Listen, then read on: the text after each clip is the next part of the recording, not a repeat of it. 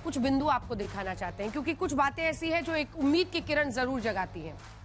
पूरे विश्व में जब आप अन्य अर्थव्यवस्थाओं को देखें तो भारत आज कहां पर है? न सिर्फ चौथी अर्थव्यवस्था है, बल्कि जीडीपी का जो अनुमान है, तो सबसे पहले 25-26 के जीडीपी अनुमान से शुरुआत करते हैं, जिसमें एनएसओ का अनुमान है 7.4%।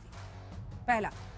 दूसरा जो हम आपको दिखा रहे हैं वो है मूडीज का 7.3%, आईएमएफ का 7.3%, वर्ल्ड बैंक का 7.2%, इसी के साथ जो डेलॉयट है उसका 7.8% और एशियन डेवलपमेंट बैंक का, मतलब लगभग सभी 7.2 से 7.8 के बीच में अनुमान लगा रहे हैं।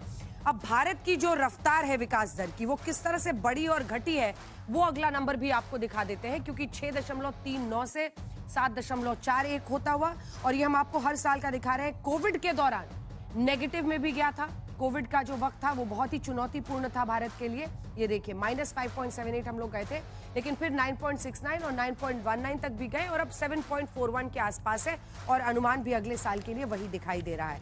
लेकिन इसी के साथ विश्व में जो रैंकिंग है वो दिखाते हुए चर्चा की शुरुआत करेंगे। विश्व में जो रैंकिंग है अर्थव्यवस्थाओं में, उसमें भारत कहां पर है? ये देखिए, ये हम आपको दिखा रहे हैं जीडीपी का भी स्तर, और इसी के साथ जो विश्व में रैंकिंग है, तो भारत इस वक्त 2026 में चौथे नंबर पर है। साल 2000 से ये शुरुआत हुई है, जब 2005 तक हम 13 रहे, उसके बाद से 9, 7 और धीरे घटते घटते हम 4, और अनुमान है कि 2030 तक हम 3 नंबर पर भी पहुंच जाएंगे। एक आबादी और अर्थव्यवस्था का भी ग्राफिक्स है, लेकिन जो पर कैपिटा इनकम वाला हमारा ग्राफिक्स है, ग्राफिक्स नंबर 6, वो एक बार दिखा देते हैं, क्योंकि यहीं पर है जो कसक रह जाती है। और यहीं पर अगर पर कैपिटा इनकम में भारत तेजी नहीं ला पाएगा, तो फिर ये चौथी और वहां से तीसरी अर्थव्यवस्था की जो दूरी हम तय कर रहे हैं तेजी से, उसका अर्थ आम व्यक्ति के लिए क्या, इन सब पर चर्चा करेंगे। तो हम आपको पर कैपिटा इनकम भी दिखा रहे हैं, साल 2022 से लेकर 2026 तक 2347 से हम 3051 रुपए पर पहुंचे हैं। और ये दिखाते हुए ही मैंने शुरुआत इस बहस की इसीलिए की है कि सुधांशु जी, अब पर कैपिटा इनकम अगर ये प्रति व्यक्ति आई, हम अन्य देशों की, अमेरिका की दिखा रहे हैं 92,000 के ऊपर, वहां से आप भारत पर आइए 3,000, अगर हम चौथे नंबर पर, तीसरे कहीं भी पहुंच जाए, अगर पर कैपिटा इनकम नहीं बढ़ेगा, आम व्यक्ति तक नहीं पहुंचेगा, तो फायदा क्या? ये जो पर कैपिटा इनकम का झोल है, ये भी मैं आपको बताता हूं। यहां बच्चे बैठे हुए हैं, बताइए कितने बच्चे ऐसे हैं जिनकी की पढ़ाई का पूरा सपोर्ट परिवार के लोग कर रहे हैं? कितने लोग अपने आप कमा रहे हैं? यही प्रॉब्लम है। अमेरिका में 16 साल की उम्र से उसकी इनकम शुरू हो जाती है, क्योंकि मां बाप कहते थे भाई तू जान, हमसे कोई मतलब नहीं।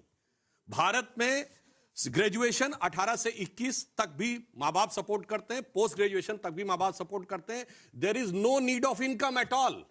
इसलिए जो सबसे बड़ा सेगमेंट है 18 से लेकर 24 तक, उसमें हमारे यहां इनकम इसलिए अलग रहती क्योंकि हमारी पारिवारिक और सामाजिक स्थिति अलग है। इसलिए ये लोग जो इस प्रकार का इंटरप्रिटेशन देने का प्रयास करते हैं, ये वेस्ट के इंटरप्रिटेशन के जो पैरामीटर्स हैं, इनको भी हमें समझने की आवश्यकता है। दूसरी बात मैं कहना चाहता हूं, वेस्ट में एक व्यक्ति बताइए जिसके पास जो बेरोजगार हो, उसका भाई या बहन उसका टेक केयर कर रहा हो। मुश्किल, शायद ही कोई मिले। यहां दर्जनों मिलेंगे, भारी संख्या में मिलेंगे। मां बाप टेक केयर कर रहे होंगे, वो तो मिलेंगे। इसलिए मैं एक और बात कहना चाहता हूं, जो भारत उभर रहा है, भारत नई व्यवस्था के रूप में उभर रहा है, तो व्यवस्थाओं को भारतीय चश्मे से भी देखने का प्रयास करना चाहिए। वरना मैं एक उदाहरण और बता देता हूं। एक पति पत्नी साथ साथ रह रहे थे, बहुत अच्छे ढंग से काम कर रहे थे, प्रेम भाव से रह रहे थे। अचानक क्या हुआ, सिर्फ पति नौकरी कर रहा था, पत्नी हाउस वर्क काम कर रही थी। दोनों में लड़ाई हो गई, अब दोनों अलग हो गए।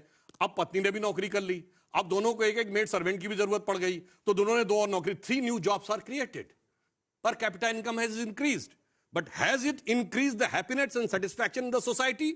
इसलिए मैं कह रहा हूं 21वीं सदी आई है, भारत को भारत के नजरिए से देखने की कोशिश करिए। और ये जो इकोनॉमिक मॉडल अमेरिका, यूरोप और चाइना सबने किया है, उसके मुकाबले। और एक और मैं आपको बता दूं, अमेरिका में कहावत है, there can never be a free lunch, if there is a free lunch there has to be poison in it. यहां देखो, मंदिरों में भंडारा चलता है, गुरुद्वारों में लंगर चलता है, तमाम त्योहारों पे आपने सड़क के किनारे देखे होंगे खूब फ्री लंच चलता है। इसलिए भारतीय समाज अलग है, भारत को भारत की दृष्टि से देखिए। और अब हम जिस दिशा में आगे जा रहे हैं, दुनिया भी उसको स्वीकार कर रही है, जिसे हम ये एक लाइन में कहेंगे कि स्वप्न देखा था कभी वो आज हर धड़कन में है।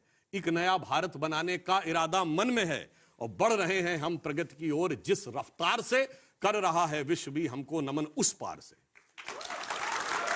सुप्रिया जी, अब आप विपक्ष की तरफ से मोर्चा संभालिए और जो उन्होंने उस पर रीजनिंग दी, मुझे पता है आप उस पर बोलेंगी, लेकिन दो नंबर्स आपको भी दिखाकर, क्योंकि ये जो IMF है या NSO है या डिलॉयट है, ये नरेंद्र मोदी के नीचे तो काम करता नहीं है कि वो जो प्रोजेक्शन कर रहे हैं वो गलत कर रहे होंगे, लेकिन रोजगार की स्थिति में अब ये कह रहे हैं कि हम इसमें एक स्टेबिलिटी ला रहे हैं। और वही महंगाई दर भी, ये 6.7 बीच में 7 तक भी गया था, और उसके बाद अगला दिखा दीजिए जिसमें महंगाई दर भी, ये कह रहे हैं कि हम उसको कंटेन करने में कामयाब हुए हैं, क्योंकि जो महंगाई दर है उसमें आप देखिए 4.6 के आसपास इस वक्त स्थिति दिखाई दे रही है। क्या इनकी परफॉर्मेंस अच्छी नहीं है? आपको, आपके दर्शकों को, मेरे फेलो पैनलिस्ट को सबसे पहले तो मेरा नमस्कार। और मुझे लगता है सुधांशु जी सास बहू के सीरियल बहुत ज्यादा देखने लगे हैं। पति पत्नी की बात, किसको रोजगार मिल जाएगा, कौन प्रेम से रह रहा है, US से मत कंपेयर करो। अरे भाई, जब दुनिया की इकोनॉमी से अपने आप को कंपेयर कर रहे हैं तभी तो तीसरी, चौथी, पांचवी अर्थव्यवस्था बन रहे हैं, तो कैसे कंपेयर नहीं करिएगा।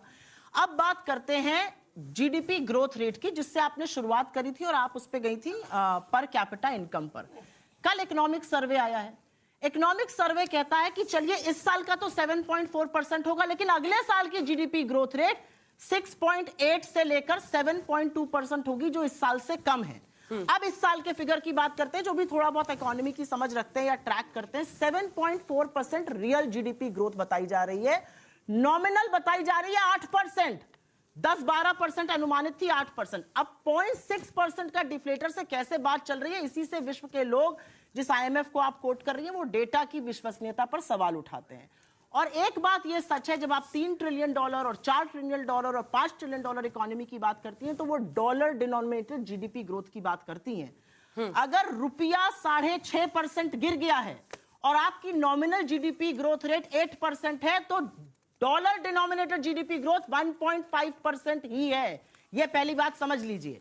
और मैं तो आदरणीय प्रधानमंत्री को कोट करती हूं। आज जब बजट पेश हो रहा है, क्या सिनारियो है?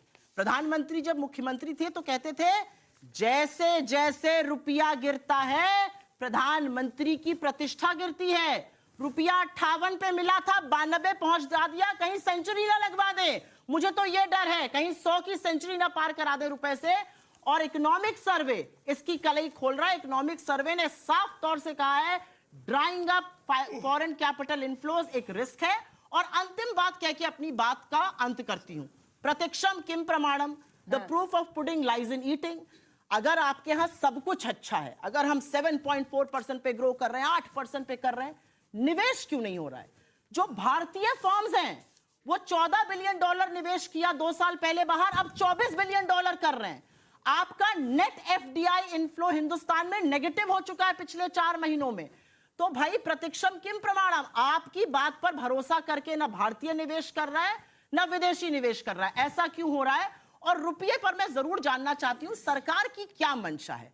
क्या उससे भी सेंचुरी लगवानी है जैसे पेट्रोल से लगवाई थी? अगर शतक लगाना है तो बताइए, और फिर इस बात का भी जवाब दीजिए कि आपकी प्रतिष्ठा कहां जाके गर्त में गिर गई है। क्योंकि आप ही कहते थे जैसे जैसे रुपया गिरता है प्रधानमंत्री की प्रतिष्ठा गिरती है। चलिए इस पे जवाब 2014 में 58 पे रुपया मिला था, आज 92 पर है बजट के पहले। उसका भी जवाब देता हूं। देखिए, बड़ी मजेदार बात है, भारत में कोई इन्वेस्टमेंट नहीं कर रहा है, फिर भी EU हमसे फ्री ट्रेड एग्रीमेंट कर रहा है, फिर भी ब्रिटेन हमसे फ्री ट्रेड एग्रीमेंट कर रहा है, नॉर्डिक कंट्री जिसमें नॉर्वे से लेकर स्विट्जरलैंड तक वो भी कर रहे हैं, यूनाइटेड अरब अमीरात भी कर रहा है।